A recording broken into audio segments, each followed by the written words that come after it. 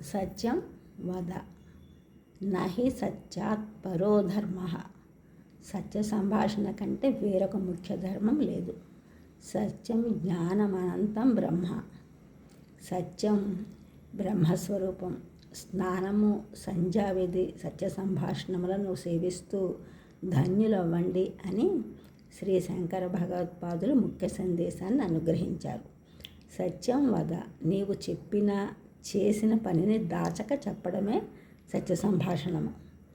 ధర్మం చర, వాగ్రూపంతో నీవు చెప్పిన దానిని చేయడమే సత్యవ్రతం. ఇది మాత్రమే ఇహపరములకు సాధనం, సుఖశాంతులను ఇచ్చును. సత్యం బ్రూయాత్ ప్రియం బ్రూయాత్. నా బ్రూయాత్ సత్యమప్రియం, ప్రియంచ నావృతం బ్రూయాత్ యాష ధర్మ సనాతన.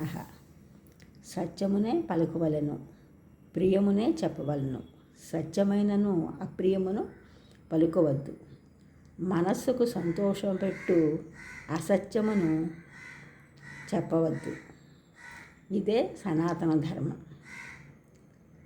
సత్యం దమః తప శౌచం సంతోష హ్రీః క్షమార్జవం.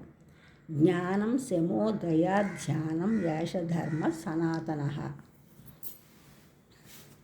సత్యము, ఇంద్రియ నిగ్రహము, తపస్సు, శుచి, సంతోషము, లజ్జ, ఓర్పు, రుజుత్వము, జ్ఞానము, మనోనిగ్రహము, దయ, ధ్యానములను ప్రతివారు కలిగి ఉండాలి. ఒకవేళ కలిగి ఉండకపోతే అలవాటు చేసుకోవాలి.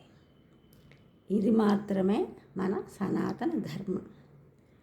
అన్నిటిలో సత్యవాక్ పరిపాలనకు ప్రాధాన్యం ఇచ్చినట్లు తెలుసుకోగలను.